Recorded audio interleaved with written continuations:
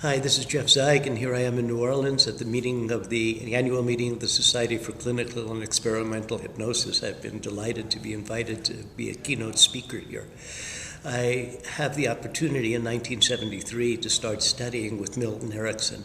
Because we're in New Orleans and it becomes relevant, I'll tell you a story. It was December 4th of 1973, and I'm in Erikson's office. I'm expecting, as a new psychotherapist, to learn something about psychotherapy, and Erikson tells me a story about New Orleans.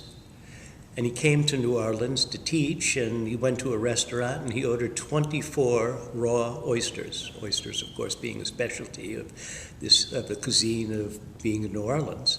Well, when he had consumed 24 raw oysters, he ordered 12 more. Now, nobody eats 36 raw oysters at one sitting at a restaurant, but Erikson ordered 48.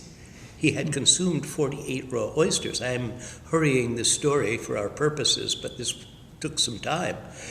After having eaten 48 raw oysters, he ordered 12 more. Now, that might be the Guinness Book of Records, that somebody eats 60 oysters at a single sitting.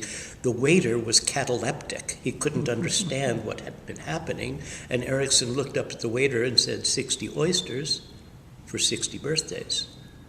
And I indicated, happy birthday, Dr. Erikson, because the next day was his birthday. Now, that is a remarkable way to help me to conceptualize in 1973 that it was his birthday. Rather than telling me directly it's my birthday, he created an experiential realization so I could get it. Now, whether he was doing that because that was who he was, or because he was practicing like a concert violinist would practice scales, or he was demonstrating to me his evocative way of communicating. Now, I've been fascinated with Erikson. I've been blessed to be able to study with many great psychotherapists, Carl Whitaker, Minuchin, Satir. I've met Viktor Frankl and learned from him, and I'm an integrative therapist. I bring together techniques from many different schools of therapy, but Erikson has been the most challenging, the most interesting to me. Now, there are some avenues to learn about Milton Erikson. One of those avenues is to read Uncommon Therapy by Jay Haley. That's foundational. This was published in 1973. I got my copy just as I was going to travel to visit Milton Erikson and read it on the way as I was driving to Phoenix, Arizona to meet him. Now, about the same time that I started with Erikson was Ernest Rossi, and Ernest Rossi was Erikson's Boswell. So if you want to know something about hypnosis from Erikson's perspective, you would read one of the Erikson and Rossi books, Hypnotic Realities, Hypnotherapy and Exploratory Casebook, and Experiencing Hypnosis. This was where Erikson was taking Rossi, who was a Jungian at the time and naive about hypnosis, and helping him to learn about hypnosis. A third avenue that you could study is a teaching seminar with Milton Erikson. This was the first book that I edited in 1980, which is a transcript of what it was like to be in one of Erikson's seminars.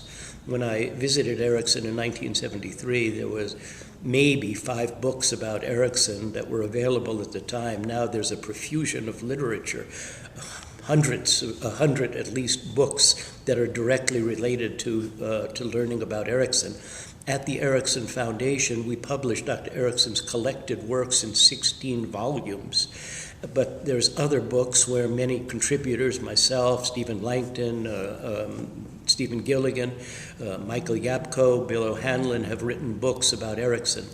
The books that I have written that are available from the Erikson Foundation Press are a book about hypnotic induction that explains my model of induction, a book about the anatomy of psychotherapy that explains an Eriksonian model of brief therapy. It's called The Anatomy of an Intervention. Another book, Psychoaerobics, which describes a process of therapist development from the bottom up, and a fourth book called Evocation, which describes the use of evocative methods of psychotherapy and has a transcript of Milton Erikson. So those are ways to get started in the world of learning about Erikson, who is a remarkable communicator, and you can go to our website, Erikson Foundation, Erikson-Foundation.org. We have lots of resources that people can take advantage of. You can stream video of Erikson and see him in action and learn something about his approach. This is Jeff Zeig, the founder and director of the Milton Erikson Foundation, at the meeting of the Society in Clinical and Experimental Hypnosis here in New Orleans.